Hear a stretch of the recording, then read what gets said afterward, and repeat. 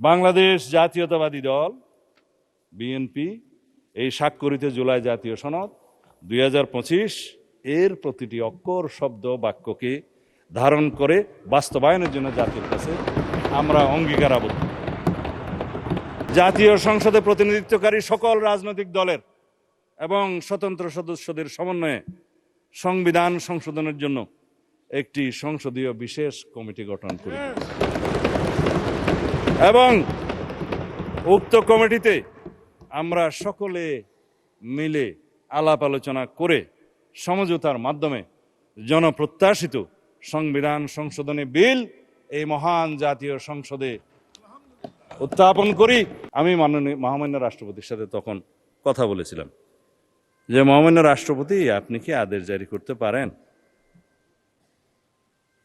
বলে, আমি তো পারি না, কিন্তু আমাকে পারাচ্ছে। তা এখন আমরা এখানে এমন কোন আইন এখন সংবিধান আনতে পারবো না যে পরবর্তী পার্লামেন্টের সংসদ সদস্যরা এই করতে পারবে না। নো, যার জন্য সংবিধানের ফ্যাসিস্ট সরকার আরোপিত 7A and B null and void ঘোষণা করা হয়েছে, আল্টাবার্স দ্য কনস্টিটিউশন ঘোষণা করা হয়েছে, বলা হয়েছে নন এস্ট, এটা ছিলই না। এখন আসেন যে দফা 7 180 দিনের ভিতরে সংবিধান সংস্কার সম্পন্ন করার যে বিধান করা হয়েছে, যে এই সংস্কার পরিষদের অস্তিত্বই নাই, সেই সংস্কার পরিষদের এখতিয়ার এখানে ডিক্লেয়ার করা হয়েছে যে 180 দিনের ভিতরে এই আদেশে যা যা আছে সব করবেন। আদেশটার মধ্যে মাননীয় স্পিকার যে সমস্ত তফসিল দেয়া হয়েছে, 30টা তফসিল দেয়া হয়েছে। এই তফসিলের মধ্যে আদেশটা দেখলাম, আমি তো মনে করছিলাম 48টাই তফসিল এখানে ধরিয়ে দেবে, পক্ষে 47টা।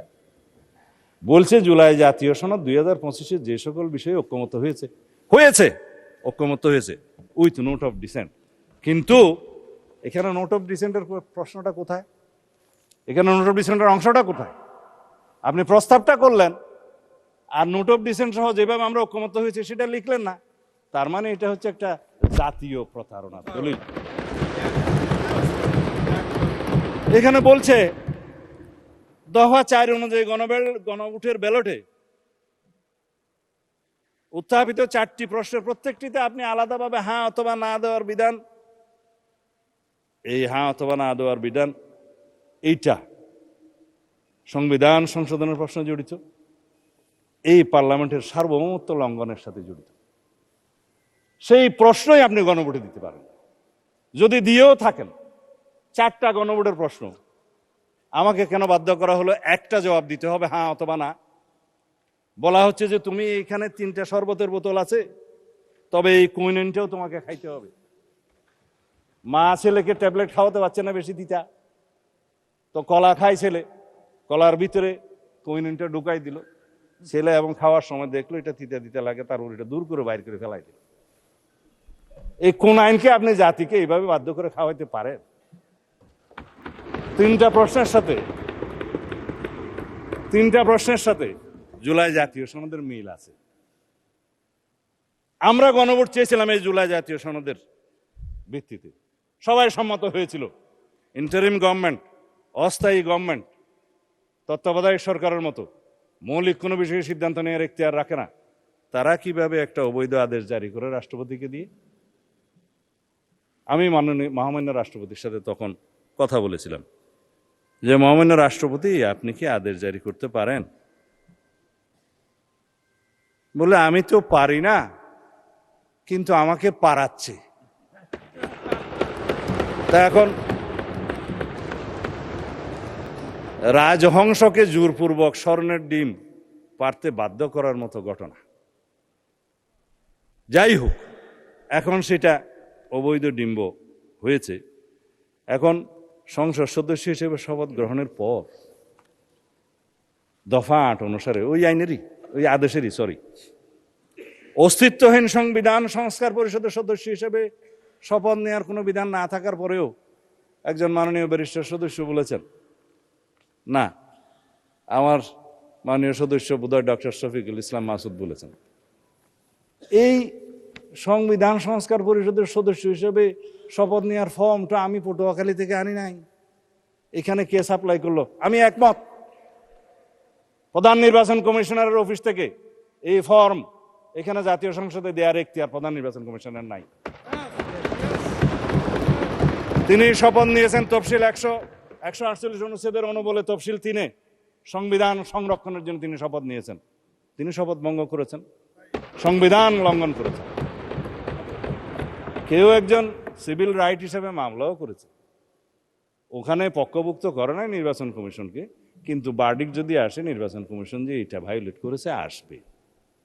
আমি মাননীয় প্রধান নির্বাচন কমিশনারকে এখানে বলা ঠিক না, যেহেতু উনি অনুপস্থিত, এটা বিধান নাই, সেজন্য গুড়িয়ে বলছি, প্রশ্ন করতে পারতাম, করছি না, যে আপনি সংবিধান সংরক্ষণের জন্য শপথ নিয়েছেন, এই ফর্ম আপনাকে দাখিল করার জাতীয় সংসদের সচিবের কাছে পৌঁছে দেওয়ার কি এখতিয়ার কে দিয়েছে, কোন আইন বলে দিয়েছে? জাতীয় সংসদের সচিব এখানে উপস্থিত আছে বলতে পারি, ভায়োলেশন তো হবে না। তিনি সেই ফর্মটা আমাদের কাছেও পাঠালেন, ওনাদের কাছেও পাঠালেন। আমরা তখন আমাদের নেতৃবৃন্দ মাননীয় প্রধানমন্ত্রীর সাথে আলাপ করে বললাম, আমরা তো আজকে শপথ নিতে যাব, এখানে তো 2বার শপথ নিতে হবে, দেখা যাচ্ছে প্রথমবার শপথ নেওয়ার পরে দ্বিতীয়বার শপথ নিলে তো আগেরটা ভায়োলেশন হয়ে যাবে, এখন কি করবেন? বলে যে আমি তো এমপি হিসাবে নির্বাচিত হয়েছি, ব্যালটের মধ্যে একটা দানের শীষ ছিল, আর একটা কোদাল মার্কা ছিল, আর একটা কি যেন ছিল, দাড়ির পাল্লা ছিল। আপনার খুশি হয়েছেন? ঠিক আছে, দাড়ির পাল্লাও ছিল,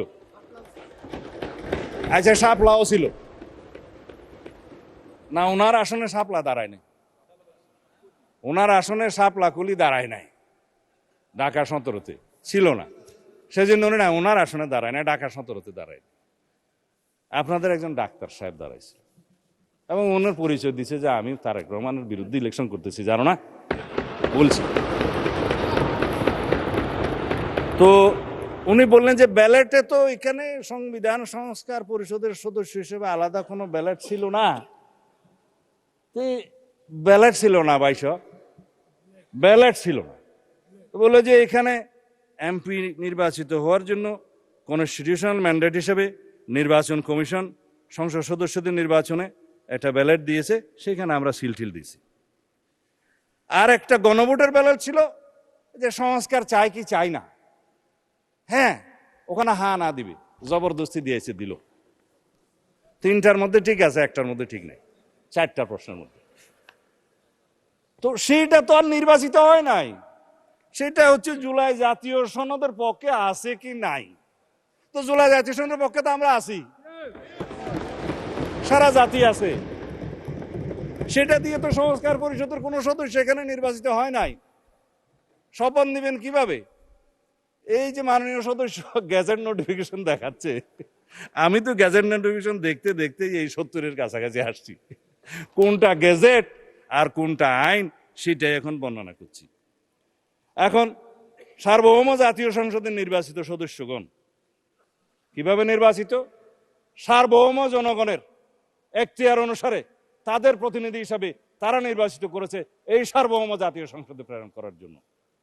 আমরা ব্যক্তিগতভাবে কেউ সার্বভৌম নই, কিন্তু এই হাউস বাংলাদেশের একমাত্র হাউস যেটা সুভারেন, যেখানে যেই আলোচনায় আপনি করবেন এটা আদালতে নেওয়া যাবে না। এটাই হচ্ছে সার্বভৌমত্বের প্রকাশ। জনগণের সার্বভৌমত্ব, জনগণ জনপ্রতিনিধি নির্বাচিত করে সাংবিধানিক ভোটের মাধ্যমে আমাদের এখানে পাঠাইছে। আর একটা ভোট যেটা গণভোট হয়েছে সেটা সংস্কারের পক্ষে আছে কি না, হ্যাঁ অথবা না বলে। আমার এই এখতিয়ার সংসদ সদস্য হিসেবে, এই সার্বভৌম সংসদের এখতিয়ার কি একটা গণভোটের সংস্কারের হ্যাঁ অথবা না দিয়ে 70%-এর কথা যেটা বলছে সেটা কি ভায়োলেট করা যায়? তারা তো বলেছে আপনি সংস্কার চান কি চান না, চেয়েছে, আমরা তো সংস্কার চাই, কিন্তু কিসের ভিত্তিতে চাই? যেটা রাজনৈতিক সমঝোতার দলিল হিসাবে জুলাই জাতীয় সনদ 2025 ভবিষ্যতের পথরেখা যেটা স্বাক্ষরিত হয়েছে ঐতিহাসিকভাবে, সেটার ভিত্তিতে সংস্কার চাই। আর প্রশ্ন উঠতে পারে গণভোট এবং তার ফলাফলের কি হবে, বলে ফেললাম। অসাংবিধানিক আদেশের অনুবলে বেআইনি কোনো আদেশের মাধ্যমে কোনো কিছুই বৈধতা পেতে পারে না মাননীয় স্পিকার। এই উক্ত জুলাই জাতীয় সনদ, সংবিধান সংস্কার বাস্তবায়ন আদেশ 2025 এবং গণভোট অধ্যাদেশ 2025, এই দুইটারই বৈধতা উচ্চ আদালতে চ্যালেঞ্জ করা হয়েছে, যা বিচারাধীন এবং রুল জারি হয়েছে বলে শুনলাম। অতএব বিচারাধীন বিষয়ে পার্লামেন্টে বিতর্ক হবে কি হবে না সেটা আলাদা বিতর্ক হতে পারে, এই বিতর্ক এখানে হবে কি হবে না। বাংলাদেশ জাতীয়তাবাদী দল বিএনপি এই স্বাক্ষরিত জুলাই জাতীয় সনদ 2025 এর প্রতিটি অক্ষর, শব্দ, বাক্যকে ধারণ করে বাস্তবায়নের জন্য জাতির কাছে আমরা অঙ্গীকারাবদ্ধ। আমরা জুলাই জাতীয় সনদের আলোকে জুলাই ছাত্র গণ অভ্যুত্থানের 2024-এর শহীদের আকাঙ্ক্ষা এবং জাতির প্রত্যাশা পূরণের প্রতিশ্রুতিবদ্ধ। এদেশের জনগণ বিএনপির নির্বাচনী ইশতেহার সমর্থন করে শতকরা 51% ভোট দিয়ে তাদের ম্যান্ডেট দিয়েছে বিএনপিকে। কিন্তু আমরা সরকারি দল, বিরোধী দল সবাইকে নিয়ে এই মহান জাতীয় সংসদে সমঝোতার ভিত্তিতে আলাপ আলোচনার মধ্য দিয়ে সংবিধানের গণতান্ত্রিক সংশোধনী আনতে চাই। বাংলাদেশের মানুষের বিশাল জনপ্রত্যাশার প্রতি আমরা সকলেই দায়বদ্ধ। আমি এখন কনক্লুড করব, এরপরে পলিটিক্যাল বক্তব্য আমি দেব না, কারণ সময় বোধহয় বেশি নাই। হ্যাঁ, আচ্ছা, 1 মিনিট সময় আছে আপনার। ঠিক আছে, আমি 1 মিনিটে, আপনারা একেবারে না বললেও ভালো, তাই আমি আহ্বান জানাচ্ছি মানে স্পিকার, আসুন আমরা সংবিধানের গণতান্ত্রিক সংস্কারের মাধ্যমে, সংশোধনের মাধ্যমে রাষ্ট্র কাঠামো মেরামতের ঐতিহাসিক অঙ্গীকার প্রতিপালন করি। সেজন্য আমি আজকে এই মহান জাতীয় সংসদে প্রস্তাব রাখছি on behalf of our leader of the house. জাতীয় সংসদে প্রতিনিধিত্বকারী সকল রাজনৈতিক দলের এবং স্বতন্ত্র সদস্যদের সমন্বয়ে সংবিধান সংশোধনের জন্য একটি সংসদীয় বিশেষ কমিটি গঠন করি এবং উক্ত কমিটিতে আমরা সকলে মিলে আলাপ আলোচনা করে সমঝোতার মাধ্যমে জনপ্রত্যাশিত সংবিধান সংশোধনী বিল এই মহান জাতীয় সংসদে উত্থাপন করি এবং সেটা সমঝোতার মাধ্যমে আমরা গ্রহণ করি।